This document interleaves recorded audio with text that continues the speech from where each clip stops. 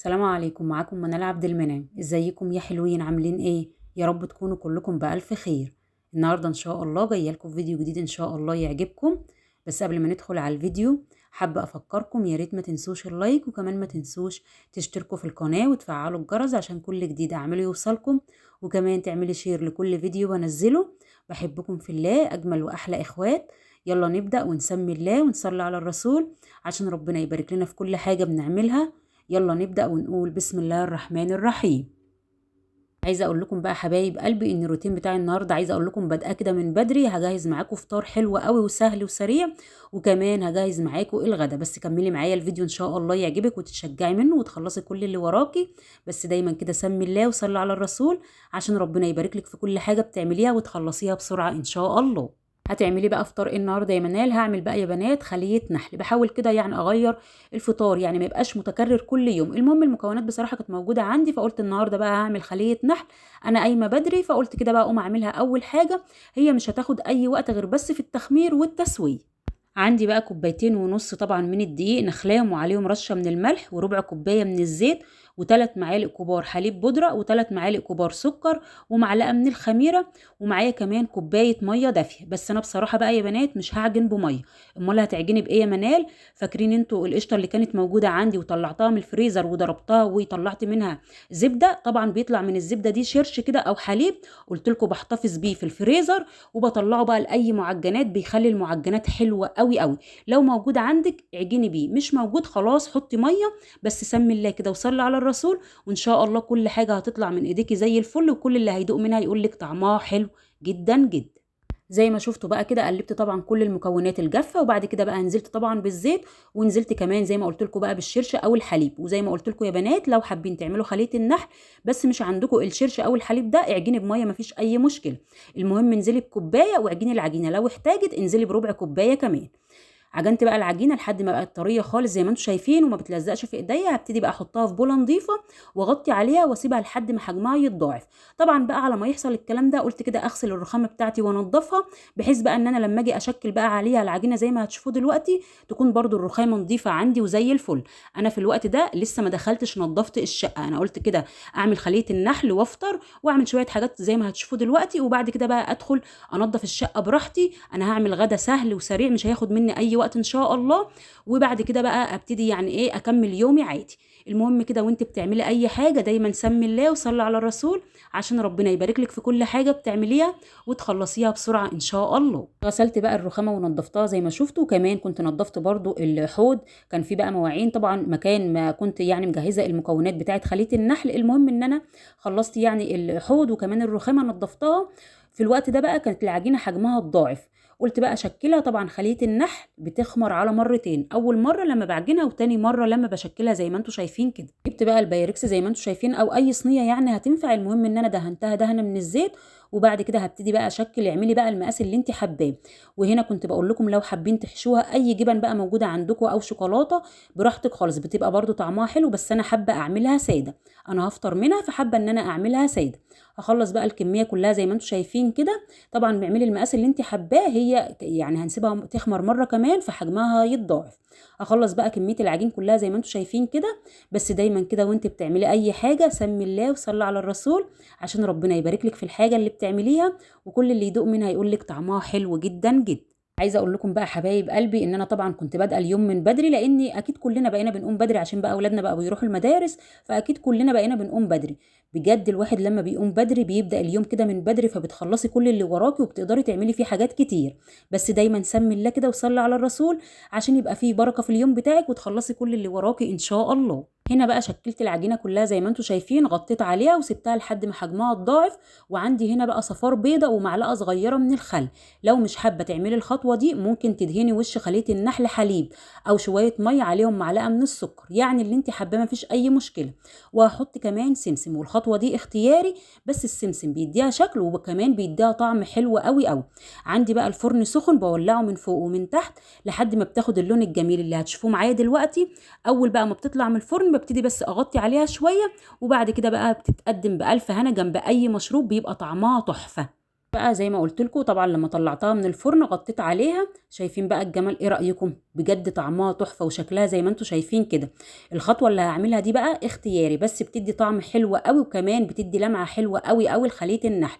عندي معلقة من العسل النحل الابيض ومعلقة من المية، قلبتهم كويس مع بعض، وهبتدي بس ادهن وش خلية النحل. لو مش حابة تعملي الخطوة دي ما تعملهاش، ولكن زي ما قلت لكم هي بتدي لمعة وبتدي برضو يعني طعم حلو لخلية النحل. شايفين بقى هشه قد ايه؟ وطعمها بجد تحفه. فطار كده سهل وسريع، ومكوناته كمان بسيطه، وينفع كمان الولاد ياخدوه في اللانش بوكس. حلو قوي قوي. شايفين بقى الجمال؟ ده كان الفطار بتاعي، ربنا يديمها عليا نعمه، اللهم امين يا رب العالمين. حبيت كده اغير في الفطار زي ما قلت لكم، يعني من وقت للتاني كده بحب اغير في الفطار، وربنا يديمها علينا نعمه، اللهم امين يا رب العالمين. انا عندي بقى شاي بحليب، يعني عملت شاي بحليب وقلت كده اخد 3 قطعات من خلية النحل، وده كان الفطار بتاعي، ربنا يديمها عليا نعمة، اللهم امين يا رب العالمين. اي حاجة موجودة عندي بتبقى نعمة، وبحاول امشي نفسي بيها، ربنا يديمها علينا نعمة، اللهم امين يا رب العالمين. خلاص بقى هنا صبيت الشاي بحليب زي ما انتم شايفين، وهقعد افطر.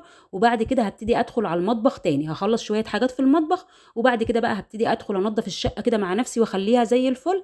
بس دايما كده سمي الله وصلي على الرسول، عشان ربنا يبارك لك في اليوم بتاعك وتخلصي كل اللي وراكي ان شاء الله. فطرت بقى الحمد لله. كان عندي بقى قالب من الزبده. الزبده طبعا بحتفظ بيها في الفريزر، ما بحبش احطها في التلاجة. بحب بقى اقطعها كده، مش بحب احطها زي ما هي. ليه؟ لان ساعات ببقى محتاجه مكعب، فبقطعها زي ما انتم شايفين كده، واحطها في علبه وادخلها على الفريزر. طبعا كل اللي متابعني عارف ان انا بطبخ بالسمنه البلدي، ولكن الزبده دي بجيبها بقى لاي مثلا معجنات محتاجه، يعني مكعب من الزبده، اي حلويات بستعمل ليها الزبده. المهم ان انا قطعتها زي ما انتم شايفين، وبعد كده بقى هغطي على العلبه وادخلها على الفريزر على طول. بتقعد بقى وقت طويل عندي، بس اهم حاجه طبعا تكوني واخده بالك من تاريخ الصلاحيه في اي حاجه بتجيبيها، عشان تبقي عارفه ان هي تقعد وقت طويل وتبقي مطمنه والحاجه موجوده عندك. انا عندي كمان كرتونه بيض، قلت برضو اجيب العلبه بتاعه البيض ارص فيها البيض زي ما انتم شايفين كده، عشان زي ما قلت لكم يعني قبل كده ان العلبه دي ما بتاخدش مكان في التلاجة، وبيبقى شكلها حلو وانا حاطه فيها البيض، غير ما احط بقى الكرتونه نفسها بتاعه البيض. المهم ان انا هحط البيض زي ما انتم شايفين وهغطي عليه وادخله على التلاجة.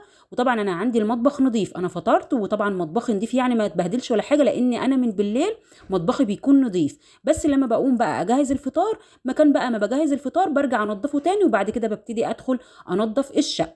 عندي كمان الشياله بتاعه المناديل كانت فاضيه، حطيت فيها بكره زي ما انتم شايفين كده. وعندي بقى المخدات اللي هي الفايبر بتاعه غرفه النوم، بصراحه كانت محتاجه ان هي تتغسل، فجبتهم ودخلتهم بقى في الغساله الاوتوماتيك، وهبتدي بقى احط عليهم المسحوق. عندي بقى هنا شويه مسحوق بودره زي ما انتم شايفين، وعندي كمان كلوريل الوان. هو المفروض احط يعني كلوريل ابيض، بس انا مش دايما بجيب الكلوريل الابيض، فهحط الوان وهحط كمان معطر فريده. وهبتدي بقى اشغل الغساله واسيبهم بقى، وهدخل يعني انضف الشقه زي ما قلت لكم. هيكون بقى الغساله طبعا شغاله، هسيبهم بقى يعني ياخدوا الدوره بتاعتهم كده. عايزه اقول لكم بينضفوا وبيبقوا زي الفل. بطلعهم بقى انشرهم او احطهم كده على الحبال، ما بياخدوش اي وقت، بس بطلعهم يتهووا. هما طبعا بيبقوا طالعين ناشفين، بس لازم اهويهم كده يتشمسوا برضو ويتعقموا. وبعد كده بقى بلبسهم الاكياس بتاعه طبعا الملايه. عايزه اقول لكم بينضفوا وبيبقوا زي الفل. كل المخدات الفايبر اللي عندي بغسلها بالطريقه اللي انتم شايفينها دي. طبعا بقى المخدات القطن ما بعرفش اغسلها، او ما ينفعش فيها غسيل زي الفايبر. بعمل فيها ايه؟ بطلعها بقى في الشمس كده تتعقم من وقت للتاني وتتهوى، بتبقى برضو ريحتها حلوه قوي قوي. سبت بقى المخدات طبعا تتغسل زي ما انتم شايفين، وبعد كده بقى دخلت نظفت الشقه وخلصت كده تنظيف الشقه، ودخلت على المطبخ بقى. قلت ابتدي اجهز الغدا. هتعملي غدا ايه يا منال؟ هعمل غدا كده سهل وسريع، وبصراحه يعني الولاد بيحبوه. من وقت للتاني كده بحب اعمله، طالما المكونات بتاعته او الحاجه بتاعته تكون موجوده عندي، بحب ان انا اعمله من وقت للتاني للولاد. جبت الكبه وحطيت بصله متوسطه وفرمتها زي ما انتم شايفين كده. وكان عندي لحمه مفرومه، هعمل كفته ورز بسمتي. عايزه اقول لكم الاكله دي بتبقى سهله وسريعه وما بتاخدش اي وقت، وكمان بيبقى طعمها حلو قوي قوي. فرمت بقى البصله وحطيتها على اللحمه زي ما انتم شايفين، واي توابل بتحبي طعمها في الكفته حطيها. انا هحط كزبره ناشفه، فلفل اسود، هحط كمان طبعا الملح وسبع بهارات زي ما انتم شايفين، وربع معلقه صغيره من البيكنج باودر. وكمان كان عندي معلقتين كده من توابل الكفته زي ما انتم شايفين هحطهم. لما بيكون مش موجودين عندي خلاص بكتفي بالتوابل اللي انا بحطها. حابه بقى تزودي انت اي توابل من عندك براحتك خالص. واهم حاجه بقى تدعكي اللحمه دي كويس جدا جدا، كانك بتعجني عجينه. لازم تعجني في اللحمه لحد ما تحس ان هي بقت ناعمه خالص وفيها خيوط، عشان الكفته بتاعتك ما تفكش وكمان تبقى متماسكه.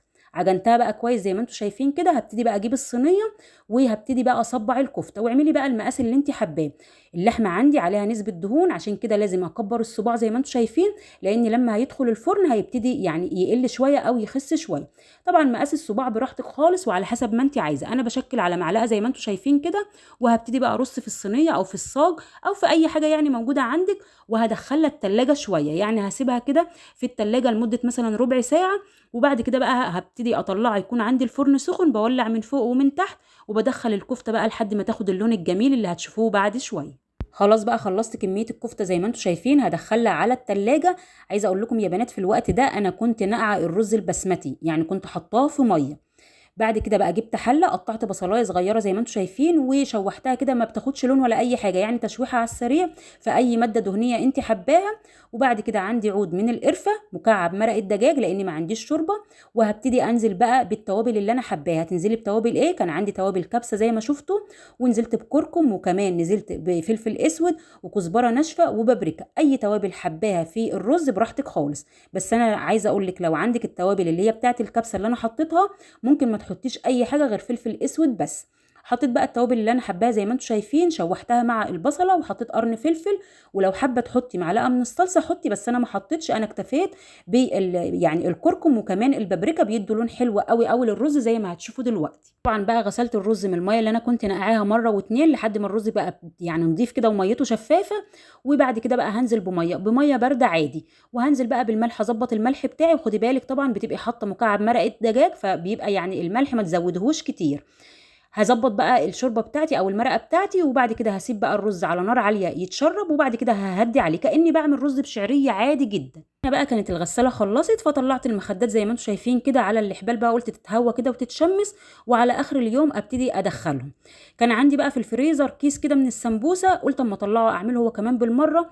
كان عندي كمان شويه لحمه مفرومين كنت معصجاهم وحطاهم في الفريزر، طلعتهم. وكان عندي كمان جبنه، فقلت يلا بقى اعملهم بالمره جنب الاكله بتاعتنا. انا عندي بصراحه الولاد بيحبوا السمبوسه. بس بقى عايزه اقول لك على حشوه، لو حشيت السمبوسه بيها بتبقى طعمها تحفه بصراحه. الجبن، اي نوع جبن موجوده عندك احشي السمبوسه بالجبنه بيبقى طعمها تحفه.